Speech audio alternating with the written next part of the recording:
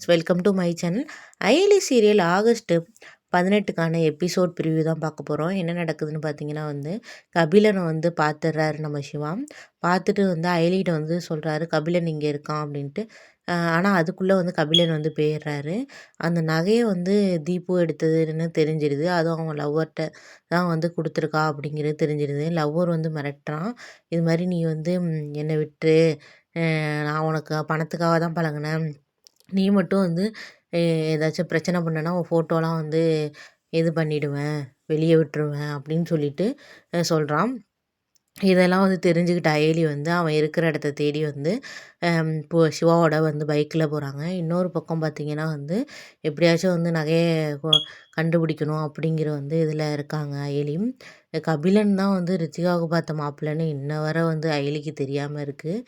என்னதான் நடக்க போகுதுன்னு தெரியல. அநேகமாக கல்யாணத்தில் தான் தெரியும் போல இருக்குது. Okay friends.